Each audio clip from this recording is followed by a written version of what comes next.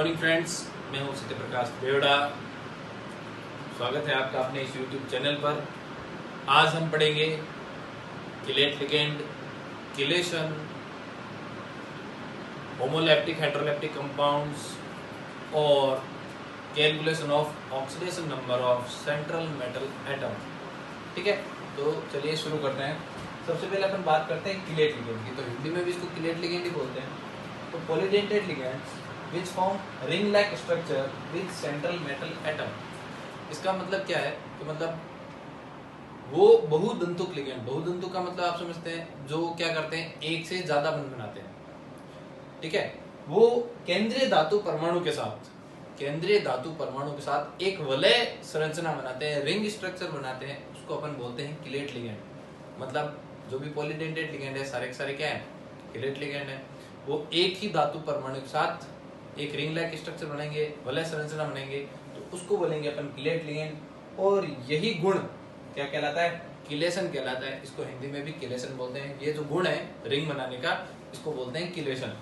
ठीक है, तो जैसे मान लो अपने पास एक कंपाउंड है PTEnCl2। ठीक है, तो इसमें जो PT है वो आपका क्या हो गया, सेंट्रल एटम। Cl तो अलग अलग थे, Cl2 है मतलब 2 Cl परमाणु है, ये जुड़े हुए हैं। एरो का मतलब आप जानते हो कोऑर्डिनेशन बॉन्ड होता है। ठीक है, अब इसमें ये जो EN है, इथाइलिन डाइमीन, ये क्या है, बाइडेंटेड लिगेंड है। बाइडेंटेड लिगेंड आप समझते हो, द्विदंतुक लिगेंड जो एक एटम के साथ दो बॉन्ड बनाता हो। तो ये एक रिंग स्ट्रक्चर बनी है। ठीक है, तो ये क्या हो गया, chelate ligand. Cl chelate ligand नहीं है, इथाइलिन डाइमीन है, वो क्या हो गया, किलेट लिगेंड, क्योंकि ये क्या बना रहा है, रिंग लाइक स्ट्रक्चर बना रहा है। अब इस कंपाउंड में FeC2O4 ऑक्सिलेट आयन अपन ने पढ़ा था, जिसको अपन लिगेंड की फॉर्म में ऑक्सिलेटो बोलते हैं। ठीक है, तो यहाँ पर क्या है, Fe के साथ 3 ऑक्सिलेट आयन जुड़े हुए हैं। तो देखिए, ये एक रिंग स्ट्रक्चर है, ये दूसरी रिंग स्ट्रक्चर है और ये तीसरी रिंग स्ट्रक्चर है। तो ये क्या हो गया, ये भी एक किलेट लिगेंड हो गया। ठीक है, तो आगे हम पढ़ेंगे नेक्स्ट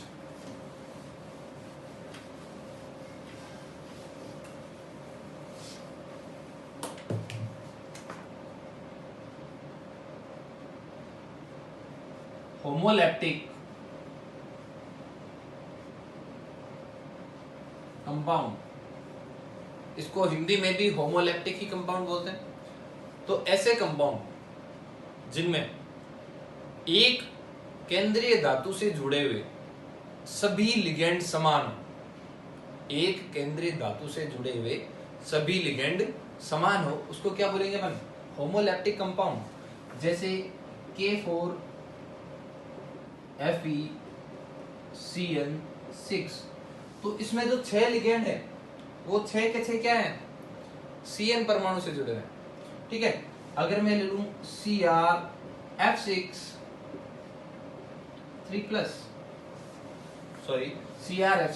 3 तो यहां पर क्या हो गया, सारे के सारे लिगेंड क्या है, फ्लोरीन है। ठीक है, अगर मैं यहां पे लूं AgCN का होल ट्वाइस, तो जितने भी लिगेंड है वो सारे क्या है, Cn है। तो इनको क्या बोलेंगे अपन, होमोलैप्टिक लिगेंड्स।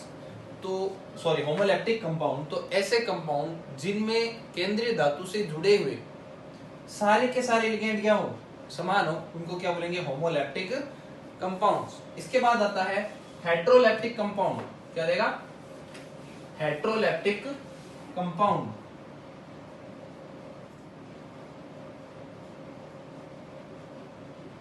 हेट्रोलैप्टिक कंपाउंड, पहले होमो था मतलब क्या थे, सारे के सारे सेम थे। अब हेट्रो आ गया तो क्या हो जाएगा, कुछ अलग हो जाएगा। तो इसका एक एग्जांपल देख लो, CrNH3 का होल 4 Cl2 और यहां पे मैंने क्या लिख दिया, Cl। तो इसमें जो लिगेंड है वो क्या है, 4 तो NH3 के और 2 Cl के हैं, तो अलग अलग प्रकार के हो गए। तो ये क्या हो गया, हेट्रोलैप्टिक कंपाउंड।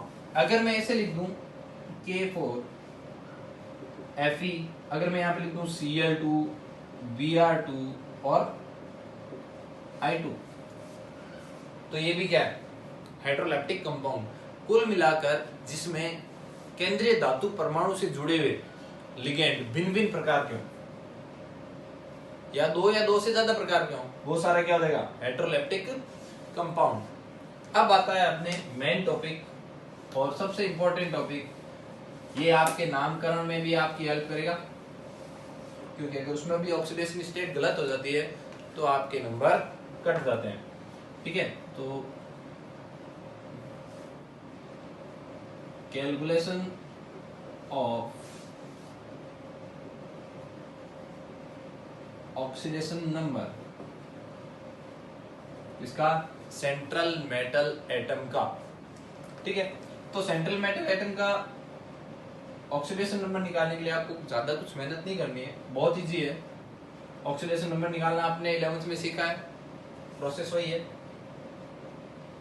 अपना सबसे प्यारा एग्जांपल लेते हैं K4FeCl6। ठीक है, तो देखो जिसकी ऑक्सीडेशन स्टेट निकालनी होती है उसको अपन हमेशा क्या मानते हैं, X। ठीक है, पोटेशियम पहला वर्ग, उसकी ऑक्सीडेशन स्टेट हमेशा क्या होती है, +1। तो इसकी तो 1 होगी, कितने हैं पोटेशियम, 4, तो उसको 4 से मल्टीप्लाई कर दो, प्लस जिसकी ऑक्सीडेशन स्टेट निकालनी है वो लिख दिया X, प्लस Cn पर चार्ज कितना होता है, जो मैंने बनाई थी टेबल लिगेंड के लिए, उसमें था कितना था, -1, कितने हैं टोटल, 6, इज इक्वल टू, यहाँ पर कोई चार्ज नहीं दे रखा, तो चार्ज नहीं दे रखा हो तो 0, तो ये क्या हो गया, 4 + X -6 इज इक्वल टू 0। तो 4 में से 6 के, सॉरी 6 में से 4 के कितने बचे, -2, -2 उस तरफ जाएंगे तो क्या बचेंगे, X इक्वल टू +2। तो यहाँ पर Fe की ऑक्सीडेशन स्टेट कितनी आ गई, +2। ठीक है, तो इसी प्रकार Cr NH3 का होल 4, Cl2 और बाहर लिख दिया अपन ने Cl। सेंट्रल एटम यही है, हमेशा इसी की ऑक्सीडेशन स्टेट निकालनी है, जो केंद्रीय धातु परमाणु होते हैं। यहाँ पर Fe था, यहाँ पर Cr है। ठीक है, तो निकालते हैं, कितनी आती है इसकी, X, क्योंकि निकालनी है अपने को, कैलकुलेट करनी है, इसलिए क्या मान लिया इसको, X। NH3 की ऑक्सीडेशन स्टेट मतलब उस पर जो चार्ज होता है वो क्या होता है, 0। तो 0 को आप किसी से भी मल्टीप्लाई करो, आप जानते हो क्या आता है, प्लस Cl पर चार्ज कितना होता है, -1, मतलब उसकी ऑक्सीडेशन स्टेट -1 है। ठीक है, अब कितने है Cl, 2, मल्टीप्लाई कर दिया, प्लस ये Cl है, उसकी भी कितनी है, -1। ठीक है, तो ये सारे प्लस में लिखने हैं, और जो चार्ज आता है या जो ऑक्सीडेशन स्टेट है वो उसकी लिख देनी। ठीक है, अब क्या आ जाएगा, X, ये सारा इक्वल टू क्या है, 0। यहाँ पर क्या आ गया, X, 0 को 4 से मल्टीप्लाई करोगे तो 0, इधर क्या आ गया, -2, इधर क्या आ गया, -1 इज इक्वल टू 0। तो X इज इक्वल टू क्या देगा, +3। ठीक है, तो यहाँ पर Cr की ऑक्सीडेशन स्टेट कितनी आ गई, +3। अब इसी प्रकार कुछ और एग्जांपल करते हैं हमने, इससे आपको ऑक्सीडेशन स्टेट निकालनी आ जाएगी। ठीक है, तो ये है कोबाल्ट और ये है कार्बोनिल। ठीक है, तो CO मतलब कोबाल्ट और CO6 मतलब ये कार्बोनिल है, 6, ये मैंने बताया था। अगर ऑक्सीजन छोटा दे रखा है CO तो ये कोबाल्ट होगा, अगर कैपिटल में लिखे हुए हैं C और O दोनों तो क्या होगा, कार्बोनिल, या जिसको कार्बन मोनोऑक्साइड बोलते हैं, लिगेंड की फॉर्म में कार्बोनिल बोलते हैं। तो इस पर चार्ज कितना है, 0।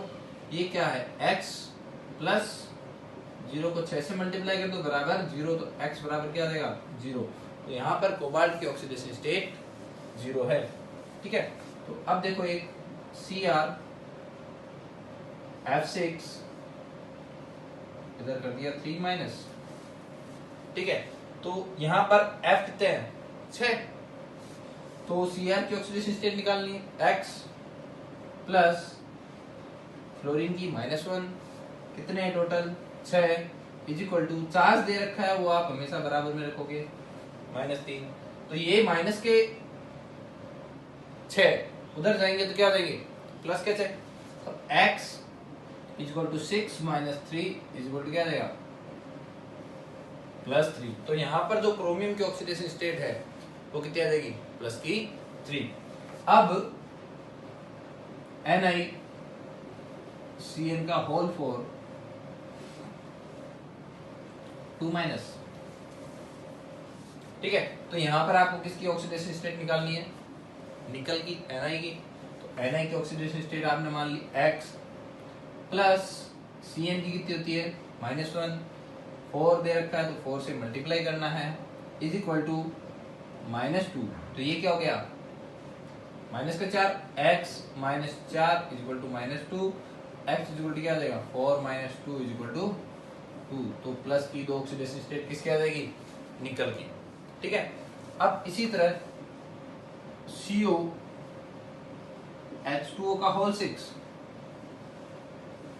और यहां पर मैंने ले लिया Cl3। कोबाल्ट की ऑक्सीडेशन स्टेट निकालनी, ये X प्लस H2O न्यूट्रल है 0, 6 से मल्टीप्लाई करो प्लस Cl की -1 होती है ऑक्सीडेशन स्टेट, कितने हैं 3 इक्वल टू 0। तो यहाँ पर क्या आ जाएगा x plus 0 minus 3 equal to 0। तो x इक्वल टू क्या आ जाएगा प्लस का 3। तो यहाँ पर कोबाल्ट की ऑक्सीडेशन कितनी आ जाएगी +3, ठीक है। इसी प्रकार आगे के एग्जांपल देखेंगे अपन,